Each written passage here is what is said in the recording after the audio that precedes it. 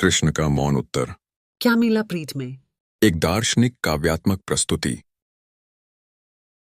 प्रस्तावना। प्रेम की पराकाष्ठा पर प्रश्न उठते हैं, शिकायत के नहीं बल्कि अर्थ के। राधा का प्रश्न उसी प्रेम की जिज्ञासा है जो त्याग को समझना चाहता है। मेरी कल्पना में कृष्ण इसका उत्तर मौन होकर देते हैं, जहां प्रेम निजी सीमा से निकलकर धर्म और सृष्टि के संतुलन में रूपांतरित हो जाता है। यह काव्य उसी उत्तर की अनुभूति है।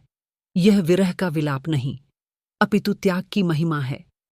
आइए इस मौन में छिपे उत्तर को काव्य के स्वर में सुनें और प्रेम के उस अर्थ से साक्षात्कार करें जो शब्दों से परे है। कृष्ण का मौन उत्तर। काश मैं तुम्हें अपनी मजबूरी बता पाता, वो कारण जो मुझे तुमसे दूर ले आया। काश मैं कह पाता, यह विरह मेरी इच्छा नहीं बल्कि सृष्टि की आवश्यकता थी। मैं पृथ्वी पर प्रेम को छोड़ने नहीं आया था, मैं तो उसे अर्थ देने आया था। तुम्हारी प्रीत कोई साधारण आसक्ति नहीं थी, वह तो आत्मा का वह उजास थी जिससे धर्म ने अपना पथ पहचाना। तुम पूछती हो क्या मिला प्रीत में? तो सुनो, मुझे अधर्म के अंधकार में धर्म की मशाल मिली, मुझे रणभूमि में करुणा का संतुलन मिला। यदि मैं रुक जाता तुम्हारे आंचल में तो अन्याय निर्भय हो जाता, यदि मैं केवल तुम्हारा होता तो सत्य अनाथ हो जाता।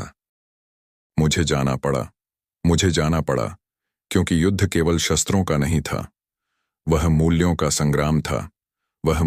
संग्राम था। धर्म की विजय का घोष प्रेम के त्याग बिना अधूरा था। धर्म की विजय का घोष प्रेम के त्याग बिना अधूरा था।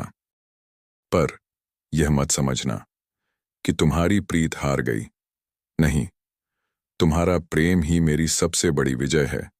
युग बदले, कथाएं बदलीं, पर राधा का प्रेम कभी इतिहास नहीं बना, वह तो शाश्वत दर्शन बन गया। तुम मेरे संग नहीं रहीं, पर मुझ में ही समा गईं।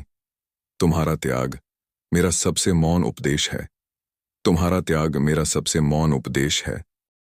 तो यदि कोई पूछे क्या मिला प्रीत में, तो कहना प्रीत में ईश्वर को अपना उद्देश्य मिला, और प्रेम को अमरता, तो कहना प्रीत में ईश्वर को अपना उद्देश्य मिला और प्रेम को अमरता।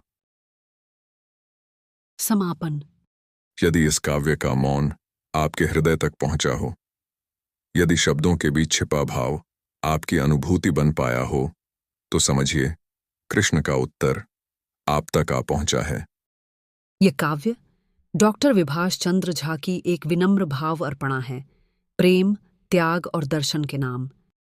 यदि यह प्रस्तुति आपके मन को छू गई हो तो इसे पसंद करें, अपने प्रियजनों के साथ साझा करें और कमेंट बॉक्स में अपने भाव और विचार अवश्य लिखें।